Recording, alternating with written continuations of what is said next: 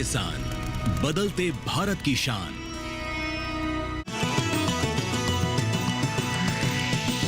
DD किसान, बदलते भारत की शान।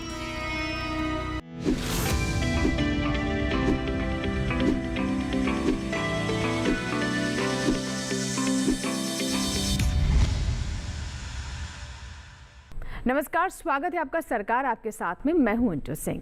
सरकार आपके साथ आप किसान भाई बहनों के लिए एक ऐसा कार्यक्रम है जिसके माध्यम से आप तक पहुंचती हैं योजनाओं से जुड़ी तमाम जानकारियां, वो योजनाएं जो कि कृषि के क्षेत्र से जुड़ी हुई हैं। इसके साथ ही साथ हम उन पोर्टल, उन ऐप्स और वेबसाइट के बारे में भी जानकारी देते हैं जिनसे जुड़कर आप किसान भाई बहन ज़्यादा से ज़्यादा लाभ ले सकें। आज के कार्यक्रम में हम बात करने वाले हैं ऐसी ही एक बहुत ही नायाब योजना के बारे में जिसका नाम है एग्रीश्योर योजना। इस योजना के माध्यम से उन स्टार्टअप्स को प्रोत्साहित किया जा रहा है जो कि कृषि के क्षेत्र से जुड़ी हुई हैं। कैसे हमारे किसान, इसके साथ ही साथ युवा इससे जुड़कर लाभ ले सकते हैं, रोजगार के नए अवसर पैदा हो सकते हैं और साथ ही गांव की तस्वीर भी बदल सकती है। आइए सबसे पहले देखते हैं योजना का सार।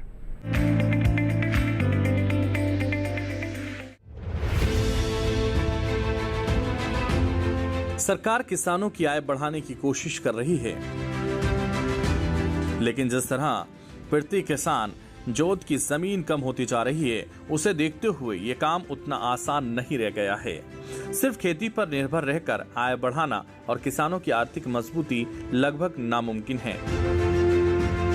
ऐसे में सरकार अन्नदाता को उद्यमशीलता की ओर से प्रेरित कर रही है। ऐसी कड़ी में एग्रीश्योर के नाम से एक नई योजना पेश की है। एग्रीश्योर दरअसल एक फंड है जिसे कृषि स्टार्टअप और ग्रामीण उद्यमों को प्रोत्साहित करने के लिए तैयार किया गया है। इसका काम स्टार्टअप्स के शुरुआती दौर में पूंजी से जुड़ी समस्याओं को दूर करना होगा। फोकस खासतौर से ऐसे स्टार्टअप्स पर रहेगा जो प्रौद्योगिकी से संचालित हों, अधिक जोखिम वाले हों और ज्यादा प्रभाव वाले भी। फंड में कुल 750 करोड़ रुपए होंगे, जिनमें 250 करोड़ भारत सरकार के और 250 करोड़ नाबार्ड के रहेंगे। बाकी 250 करोड़ की रकम बैंकों, बीमा कंपनियों और निजी निवेशकों से जुटाई जाएगी। ये योजना DPIIT यानी उद्योग संवर्धन और आंतरिक व्यापार विभाग से मान्यता प्राप्त स्टार्टअप्स में ही निवेश करेगी और एक स्टार्टअप के लिए निवेश की अधिकतम धनराशि 25 करोड़ रुपए होगी। इस योजना को हाल ही में केंद्रीय कृषि और किसान कल्याण मंत्री शिवराज सिंह चौहान ने लॉन्च किया है। दरअसल सरकार कृषि क्षेत्र में निवेश को और आगे बढ़ाने का इरादा रखती है, इसलिए उम्मीद की जा रही है कि एग्रीश्योर फंड किसानों को मजबूत बनाएगा और ग्रामीण अर्थव्यवस्था में तेजी भी लाएगा।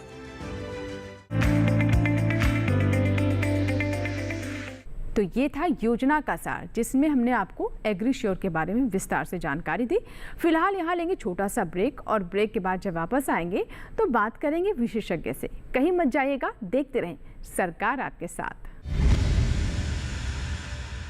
मिले मिले मिले हाँ, छुआ जिसे करेगा यार। मिले मिले मिले हाँ।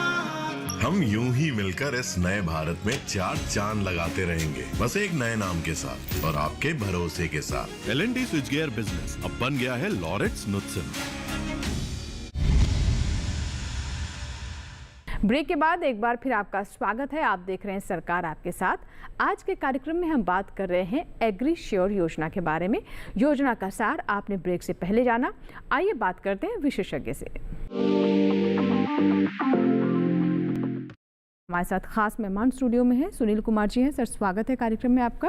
आप सहायक आयुक्त हैं ऋण, कृषि एवं किसान कल्याण मंत्रालय, भारत सरकार में। तो जैसा कि एग्रीश्योर के बारे में हमने योजना के सार में काफ़ी सारी जानकारियां आपको दी, लेकिन इसके अलावा भी कुछ और भी सवाल आपके मन में उठ रहे होंगे। उनका जवाब अब सीधे हम सुनील जी से जानने का प्रयास करते हैं। तो सर, सबसे पहले आपसे हम समझना चाहेंगे कि एग्रीश्योर, इसकी ज़रूरत क्यों महसूस हुई? क्योंकि पहले ही हम जानते हैं कि स्टार्टअप्स को प्रोत्साहित करने के लिए सरकार की योजनाएं हैं, कृषि अवसंरचना कोष भी है। तो एग्रीश्योर से किस तरह का लाभ होगा और इससे किस तरह से स्पेसिफिक बनाने का प्रयास किया गया है? देखिए, ये इसलिए परिकल्पना की न सरकार ने कि जो स्टार्टअप है बहुत सारे क्षेत्रों में नए नए इनोवेशन से, नए नए तकनीकी से, नई नई पद्धतियाँ से ये जो है पूरे एग्रीकल्चर में विकास कर रहे हैं, प्लस एम्प्लॉयमेंट जनरेट कर रहे हैं और बहुत सारे चीज़ों को इसमें एग्री वैल्यू चेन में और जो सप्लाई चेन मैनेजमेंट बहुत सारे चीज़ें इसमें इन्वॉल्व है जो कर रहे हैं। तो पहली जो स्कीम थी बहुत स्पेसिफिक है। अगर एग्रीकल्चर इंफ्रास्ट्रक्चर फंड आप देखेंगे तो पहले प्राइमरी प्रोसेसिंग के लिए था, अभी उसमें सेकेंडरी प्रोसेसिंग भी ऐड किया गया। ये ओपन एंडेड है जिसमें हम लोग ने चीज़ें की जो भी स्टार्टअप है, क्योंकि आप जब तक देखेंगे कि कहीं भी अगर एक थॉट है, इनोवेशन है, जब तक नई नई इनोवेशन को आप रिकॉग्नाइज नहीं करेंगे, उसको आप कमर्शियलाइज नहीं करेंगे, इसको आप पूरे अडॉप्ट नहीं करेंगे उसको, तो तब तक आप जो है पूरे कृषि को कंटिन्यूअसली विकास नहीं कर पाएंगे। तो इसी चीज़ों को देखते हुए आया कि नहीं, जो जितने सारे सेगमेंट में पूरे इकोनॉमी में आप देखेंगे स्टार्टअप का बूम है, सारे कर रहे हैं, लेकिन एग्रीकल्चर में भी स्टार्टअप है। स्टार्टअप को इनकरेज करने के लिए सरकार ने ये फंड लाए हैं। इस फंड में खूबी ये है कि ये ब्लेंडेड कैपिटल है, मतलब ब्लेंडेड कैपिटल का मतलब कर सकते हैं इसमें पब्लिक और प्राइवेट दोनों का फंड का ब्लेंडिंग किया हुआ है। मतलब कुछ पूंजी जो है अपने खुद लगाएंगे जो एंटरप्रेन्योर्स हैं, और कुछ पूंजी जो है वो सरकार देगी। तो इसमें जो है पूंजी के रूप में सरकार इसमें भागीदार बनेंगे। जो फंड बनाइए, सरकार तो सीधे नहीं कर सकते, इसमें फंड होंगे। फंड का जो है इसमें 3 पार्ट रखा हुआ है कि कुछ फंड का जो रखा गया है उसमें 1/3 जो है वो सरकार दे रही है, 1/3 नाबार्ड दे रही है, और 1/3 जो है बैंक्स या फाइनेंशियल इंस्टीट्यूशन या पब्लिक जिसको कहते हैं हमें मार्केट से लेना है, ताकि ये जो चीजें हैं सारे चीजों को मिक्स करते हुए देना है। इसमें इक्विटी के रूप में, मतलब कुल मिलाकर हम इसे ये भी नहीं कह सकते कि जो पूरा फंड है वो सरकार का ही है, कुछ अंश सरकार का भी है, और इसे और प्रैक्टिकल बनाने का प्रयास किया गया है, ताकि कई बार हम देखते हुए हैं कि जो स्टार्टअप्स होते हैं बहुत अच्छे अच्छे आइडियाज़ के साथ स्टार्टअप्स आते हैं, लेकिन उन्हें फंड नहीं मिल पाता है। तो जो प्राइवेट प्लेयर्स हैं वो भी इसमें पूरे आत्मविश्वास के साथ आ सके, शायद इसीलिए प्रयास किया गया सरकार की तरफ से कि इस तरह इसकी संरचना की जाए, इस तरीके से फंड इसमें बनाया जाए। सर अब मैं आपसे जानना चाहूँगी कि सीधे तौर पर जो हम एग्रीश्योर की बात कर रहे हैं, जो कि स्टार्टअप से ही जुड़ा हुआ है, किसानों को इससे कैसे लाभ होगा? क्योंकि किसान अभी भी खेतों तक ही सीमित है, वो अपनी फसल उगाना चाहता है, उसने उत्पादकता भी बढ़ाई है, लेकिन मार्केट अभी भी उसके लिए एक ऐसा क्षेत्र है जहां की अभी वो गणित समझ नहीं पाया है।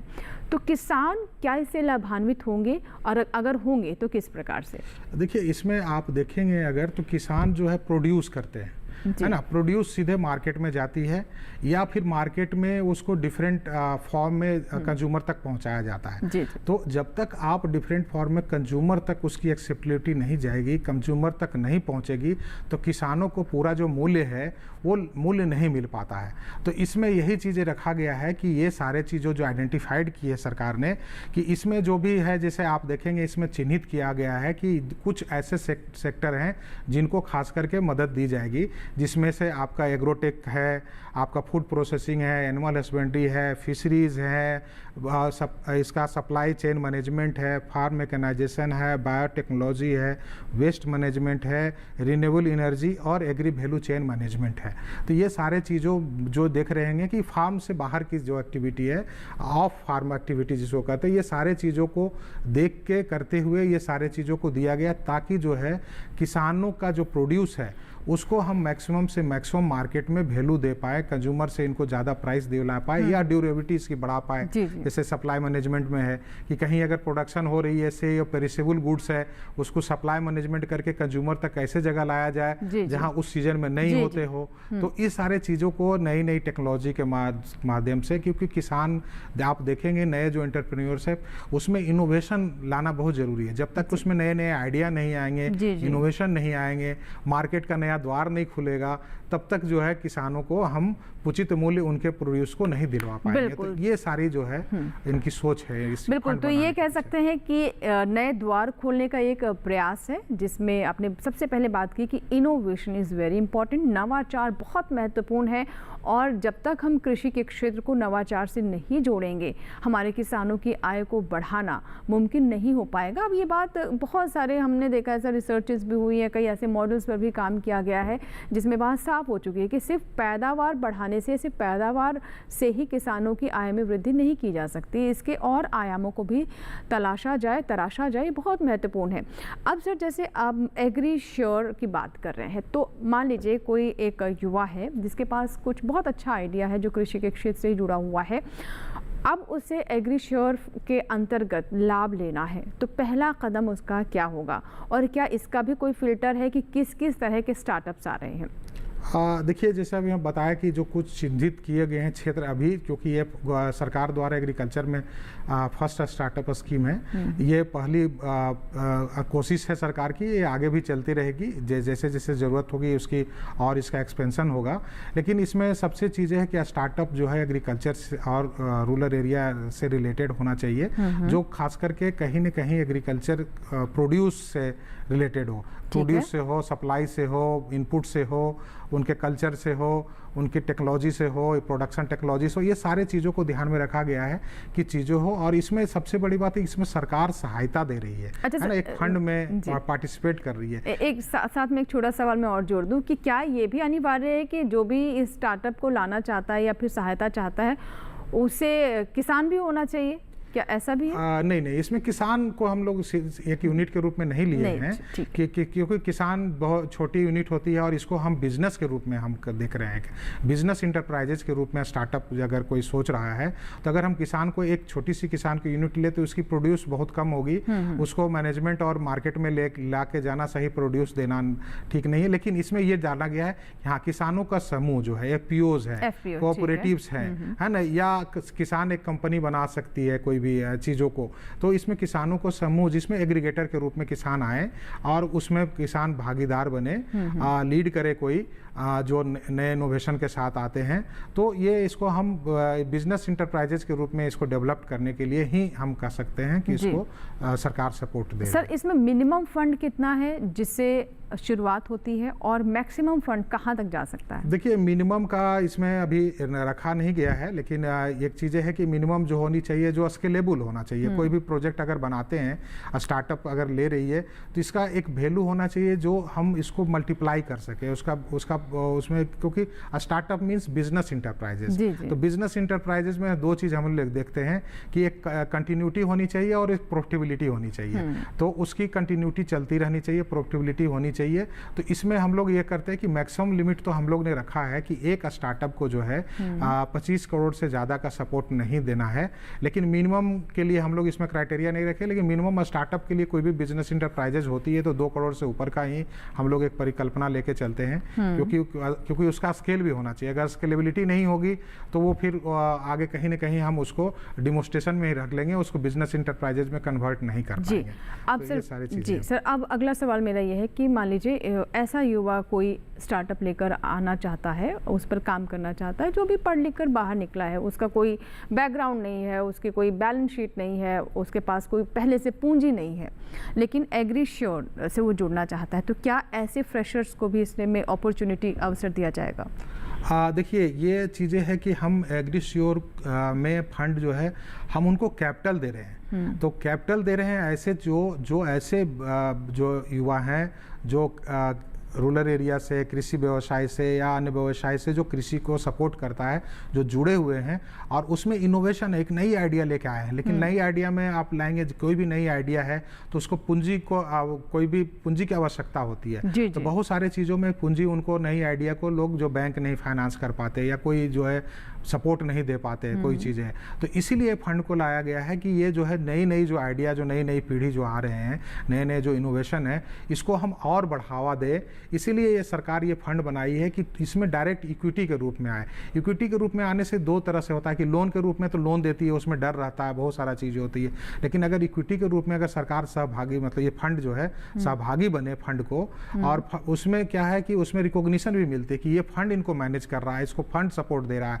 और ये इसकी जो मैनेजमेंट के लिए भी एक कमेटी बनी हुई है, जो इस पूरे फंड को मैनेजमेंट जो है नैब वेंचर, जो नाबार्ड की सब्सिडरी कंपनी है, वो नैब वेंचर को दिया गया है। नैब वेंचर इसमें जो है इस तरह के जो एक्सपर्ट हैं, जो इस तरह के फंड मैनेजमेंट करते हैं, इंटरप्राइजेज होते हैं जो सपोर्ट देते हैं, किसी तरह के उनको और तरह की कोई चीज़ें और सपोर्ट चाहिए, मार्केट में कोई आइडिया चाहिए, आइडिया यानी एक तरीके से हैंड होल्डिंग पूरी तरह से उनको हैंड होल्डिंग करते हुए पूरा विकास के लिए, पूरा फंड मैनेजमेंट के लिए उनको पूरा सपोर्ट देते रहेंगे, रिव्यू करते रहेंगे, उनको और देखते रहेंगे। सर एक चीज़ और मैं यहाँ पर जानना चाहूँगी, हमारे दर्शकों के मन में किसी तरह की आशंका ना रहे, जो फंड दिया जाएगा एग्रीश्योर के अंतर्गत, ये अन्य जो स्टार्टअप्स के लिए लोन मिलता है उससे कैसे भिन्न है? क्योंकि क्या इसे वापस भी देना होगा? जैसे आपने बताया कि एक तरह की इक्विटी है, सहभागिता है ये, तो इसे रीपे भी करना होगा, कैसे, इसका क्या सिस्टम है? देखिए, इसमें दो तरह का फंड बनाए हैं। आप देखे होंगे कि बहुत सारे कंपनी है जो बना रखे हैं जो ऑलरेडी स्टार्टअप को सपोर्ट दे रहे हैं जी, है ना। तो उसमें एक ऐसे जिसमें आप देखेंगे पूरे फंड को दो भाग में बांटा गया है। एक फंड टू फंड है ना, जिसमें आपको फंड टू फंड में हम 400 करोड़ का इसको रखा हुआ है सरकार ने। तो जो बहुत सारी फंड जो है ऑलरेडी सपोर्ट दे रही है स्टार्टअप को, तो उनको हम लोग उस फंड में हम लोग कंट्रीब्यूट करेंगे। दूसरा चीज़ें है कि कुछ ऐसे चीज़ें हैं जिसको डायरेक्ट फंड करना है ना, डायरेक्ट फाइनेंस करनी है, उसके लिए भी जो है 350 करोड़ का फंड रखा गया है जो डायरेक्ट सपोर्ट देना है। तो ये पूरे दो भाग में बांटा गया है। तो आप कह सकते हैं जो फंड जो ऑलरेडी कोई ऐसे कंपनी फंड बनी हुई है जो स्टार्टअप को दे रही है सपोर्ट, उनमें भी आप ये फंड सपोर्ट करेगी और डायरेक्ट जो है स्टार्टअप को उनको भी सपोर्ट करेगी। ये दो तरह का सपोर्ट है जी, बिल्कुल। अब मैं सर आपसे समझना चाहूँगी कि जो एस्टैब्लिशमेंट होगा, मान लीजिए किसी ने कोई स्टार्टअप शुरू किया है और उसे क्या ऐसे ही रूरल एरियाज़ में ही इस्टेब्लिश करना होगा? मतलब उनकी स्थापना क्या गांव या गांव से आसपास के क्षेत्रों में होनी चाहिए, या फिर बस ऐसा स्टार्टअप होना चाहिए जिसमें जो कृषि से जुड़ा हुआ हो, चाहे वो रूरल एरिया में हो या फिर आपका अर्बन एरिया में हो? तो क्या इसको लेकर के भी किसी तरह नहीं, अगर देखिए आप इतना अगर लिमिटेशन अगर रख देंगे शुरू में, सरकार कोई लिमिटेशन नहीं रखना चाहती है ना। सरकार का केवल मंशा ये है कि नए नए इनोवेशन जो आए, नए नए चीज़ों को आए, उनको हम जो जिनको पूंजी नहीं मिल पाती है या उनको रिकॉग्निशन नहीं मिल पाती, उनको सपोर्ट नहीं दे पाते हैं लोग, किसी न किसी कारण से उनके इनोवेशन जो है वो इनोवेशन पूरे मार्केट में नहीं आ पाता। तो उस इनोवेशन जो है केवल उनके पास ही ना रह जाए या पूंजी के अभाव में वो पूरे फ्लोरिश नहीं कर पाए उनके इनोवेशन, या पूरे नेशन को फ़ायदा नहीं हो पाए, तो उस इनोवेशन को जो नेशन को पूरे फ़ायदा हो, अदर चीज़ों, इसको सपोर्ट करने के लिए ये चीज़ें, तो इस तरह की रिस्ट्रिक्शन नहीं है। रिस्ट्रिक्शन ये है केवल कि भाई इनोवेटिव आइडिया होनी चाहिए, ये बिजनेस इंटरप्राइजेज होना चाहिए। ऐसे चीज़ें नहीं है कि हम रिसर्च कर रहे हो। रिसर्च और स्टार्टअप में थोड़ा सा अंतर है, क्योंकि स्टार्टअप में रिसर्च के बाद, इनोवेशन के बाद जो है इसको हम बिजनेस मॉड्यूल में हम कन्वर्ट कर रहे हैं। तो ये बिजनेस मॉड्यूल में कन्वर्ट हो रहा हो और लोगों को इससे फ़ायदा हो रहा हो, हम इकोनॉमी में इसकी वैल्यू कंट्रीब्यूशन हो रही हो, केवल इतना सरकार का है। ये अब सर आपने इससे पहले जिक्र किया था एफपीओ के बारे में। एफपीओ एक बहुत ही अच्छा, हम कह सकते हैं, हमारे किसानों के सामने अवसर है जहां पर वो संगठित होकर आगे बढ़ते हैं। इससे योजनाओं का लाभ भी बेहतर तरीके से मिलता है, नई तकनीक भी उन तक पहुंचती है, और एक छोटा मझोला किसान जो अकेला पड़ जाता है वो अपने आप को और आत्मविश्वास से भरा हुआ महसूस करता है। जहां ये एग्रीश्योर स्टार्टअप्स को, युवाओं को प्रोत्साहित करने के लिए कदम है, तो क्या एफपीओ के माध्यम से एक किसान भी किसी न किसी रूप में इससे जुड़ सकता है? इसके एफपीओ कैसे एग्री स्टार्टअप से लाभ ले सकती है? देखिए, आप देखे होंगे कि किसान की हम लोग अगर करते हैं तो हम लोग को किसान में जब बात करते हैं तो हम लोग ये देखते हैं कि हमारे 90% से अधिक जो है वो छोटे एवं लघु किसान हैं, जिनके प्रोड्यूस बहुत कम है। उनके मार्केटेबल सरप्लस की बात करें अगर, या फ्रूट्स एंड वेजिटेबल्स की भी बात करें कि अगर चलो हम फूड ग्रेन की नहीं कर रहे हैं, फ्रूट्स एंड वेजिटेबल जो मार्केट में ले जाते हैं तो उनकी उतनी क्वांटिटी नहीं होती। तो क्वांटिटी को अगर हम बिजनेस इंटरप्राइजेज में कन्वर्ट करें और एक नया इनोवेशन में, और हम लार्ज स्केल में अगर हम कन्वर्ट करें, तो इसको लिए सिंगल किसान को से अच्छा है कि हम समूह बनाएं। तो जो एफपीओ जो है, फार्मर्स प्रोड्यूसर ऑर्गेनाइजेशन, जो जिसको कहते हैं प्रोड्यूसर ऑर्गेनाइजेशन, तो इसके माध्यम से जो है किसान इसका लाभ ले सकते हैं। क्योंकि बहुत सारे देखते होंगे किसान जो है, आप देखेंगे कि सब्जी है या फिर आप फ्रूट्स की खेती कर रहे हैं, फल की खेती कर रहे हैं, तो उसमें कहीं आपका इसका सप्लाई मैनेजमेंट करना होता है उसका, है ना। तो वो सारे चीज़ों को इसमें नए नए चीज़ों को लगा के, नए नए टेक्नोलॉजी को लगा के इसको मार्केट में अच्छे प्राइस ले सकते हैं, ड्यूरेबिलिटी बढ़ा सकते हैं, इसको ऑफ सीजन में इसको प्रोवाइड कर सकते हैं। तो ये बहुत सारे आइडिया हैं जो कंज्यूमर को जो डिमांड है एग्रीकल्चर का, जिसमें हम नए नए आइडिया के साथ उनको हम रेगुलर, बहुत सारा सीजनलिटी है, जिस सीजनलिटी को तोड़ के हम जो है अनसीजनल चीज़ों में भी हम उस फ्रूट्स को प्रोवाइड कर रहे हैं, वेजिटेबल को प्रोवाइड कर रहे हैं। तो ये सारे बहुत सारे आइडिया हैं जो स्टार्टअप्स लेके आ रहे हैं आजकल। बिल्कुल। और देखिए स्टार्टअप्स की एक जो समस्या, जो बहुत बड़ी समस्या मैं कहूँगी जो आती है सामने, वो कि हैंड होल्डिंग, यानी जो शुरुआती जो समय होता है जब मुझसे सर्वाइवल के लिए पूंजी चाहिए, फंड्स चाहिए, वो सबसे कठिन वक्त होता है। और इस एग्रीश्योर योजना के अंतर्गत इस समय भी इन स्टार्टअप्स की पूरी हैंड होल्डिंग होगी, उन्हें उनका मार्गदर्शन होगा और सरकार उनके साथ खड़ी रहेगी, सरकार आपके साथ रहेगी।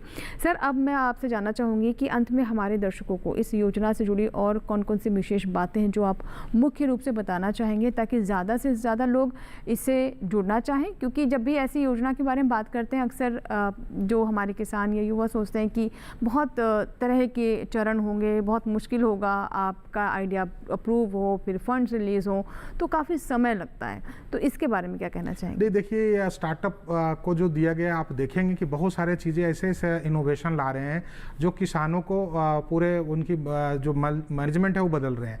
जैसे बहुत सारे जो है आप फार्मिंग, आप देखेंगे फिश फार्मिंग में कर रहे हैं, तो बहुत सारे मशीनरी की आवश्यकता होती है, बहुत सारे ऐसे चीज़ें होती है जो उनके जो है कॉस्ट को इफेक्टिव बना देता है। बहुत सारे चीज़ें हैं जो कॉस्ट इफेक्टिव करते हैं, समय को बचाते हैं, लेबर को कम करते हैं, या चीज़ों ऐसे है कि उनका जो है क्वालिटी बढ़ाते हैं, प्रोडक्शन बढ़ाते हैं। तो ये सारे चीज़ों जो है स्टार्टअप बहुत सारे चीज़ों पर इस पर काम कर रही है, इसको स्केल देने के लिए कि हम इसको स्केल दें, ताकि ज़्यादा से ज़्यादा अगर इस तरह के इक्विपमेंट या इस तरह की टेक्नोलॉजी ये कुछ बन रहे हैं तो किसानों को हम ध्यादा से ज़्यादा सप्लाई हो सके, ज़्यादा से ज़्यादा किसानों के बीच में ये चीज़ की फ़ायदा पहुँच सके।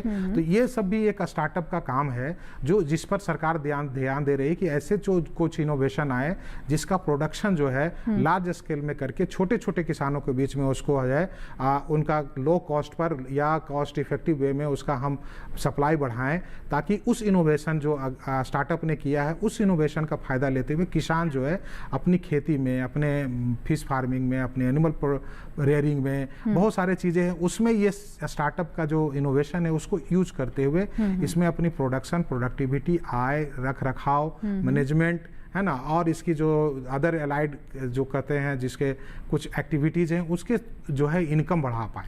तो ये सारे सोच किसी न किसी तरह से ये एम्पलीफायर का इफेक्ट करेगा स्टार्टअप, जो किसानों के ज़िंदगी, छोटे छोटे किसानों का भी ज़िंदगी, उनकी आय को बदलेगा।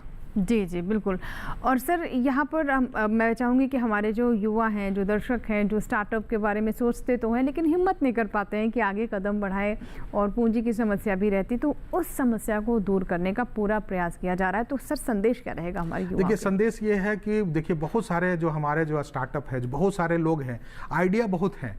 आप देखेंगे कि हमारे पास आइडिया की कमी नहीं। नए जनरेशन जो है बहुत सारे आइडिया लेते हैं, नई चीज़ों को पढ़ते हैं, नई चीज़ों को इनोवेशन करते हैं, लेकिन उस इनोवेशन को दूसरे तक पहुंचाने के लिए उसकी मल्टीप्लायर करना जरूरी है। क्योंकि कोई इनोवेशन किए तो उसको अगर हम फ़ायदा ले रहे हैं तो एक आदमी लेंगे, अगर उस इनोवेशन को हम मार्केट देते हुए, मार्केट में हम प्रोड्यूस करते हुए उसको लार्ज से लार्ज चीज़ों को प्रोड्यूस करते हुए, लार्ज से लार्ज चीज़ों को किसानों के बीच में ले जाके, मार्केट में ले जाके, कंज्यूमर के बीच में ले जाके, इससे जो है हम एग्रीकल्चर प्रोड्यूस का, एग्रीकल्चर प्रोडक्शन का जो सिस्टम है उसको हम इम्प्रूव कर सकते हैं, एग्री वैल्यू चेन बना सकते हैं, सप्लाई मैनेजमेंट कर सकते हैं। ये सारे चीज़ें जो है, ये जो है सप्लाई चेन मैनेजमेंट के थ्रू, अदर सारे चीज़ों के थ्रू हम पूरा काम हम दे सकते हैं, और इसमें जो आइडिया है उसको हम इंटरप्राइजेज के रूप में कन्वर्ट करना चाहते हैं। तो बिल्कुल आपने देखा कि कितने सारे आइडियाज़ हमारे युवाओं के पास होते हैं, लेकिन वो असलियत में हमारे सामने नहीं आ पाते हैं, उन्हें रूप नहीं मिल पाता है, क्योंकि कई तरह की समस्याएं आती हैं, उन्हें पूंजी नहीं मिल पाती, हैंड होल्डिंग नहीं होती।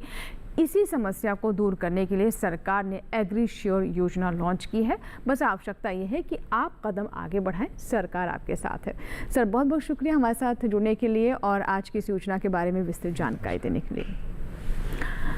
तो ये था हमारा आज का सरकार आपके साथ। अगर आपके कोई सुझाव है, कोई राय हम तक पहुंचाना चाहते हैं, या फिर आप चाहते हैं किसी योजना पर हम सरकार आपके साथ आपके लिए लेकर आए, तो इसकी जानकारी भी आप हमें दे सकते हैं। हमारा ईमेल आईडी आप नोट कर लें। हमारा ईमेल आईडी है sarkaraapkesath@gmail.com। आप हमें सोशल मीडिया के माध्यम से भी संपर्क कर सकते हैं। फेसबुक पर जाएं, सर्च में सरकार आपके साथ टाइप करें, हमारा आईडी खुल जाएगा जिसे आप फॉलो कर सकते हैं। वॉल पर अपने सवाल लिख सकते हैं या फिर मैसेंजर के माध्यम से भी अपने सवाल हम तक पहुंचा सकते हैं। इससे भी आसान तरीका है सरकार आपके साथ का call centre number, toll free number है ये 1800-113060। सोमवार से शनिवार सुबह 6 बजे से रात 10 बजे के बीच आप कॉल करें और अपनी बात इस पर रिकॉर्ड करवाएं, आपकी बात हम तक पहुंच जाएगी। इसी के साथ ही सरकार आपके साथ में यहाँ लेंगे आपसे इजाज़त। नए अंक में एक नई योजना के साथ फिर होंगे हाजिर। तब तक आप बने रहें दूरदर्शन किसान के साथ। नमस्कार।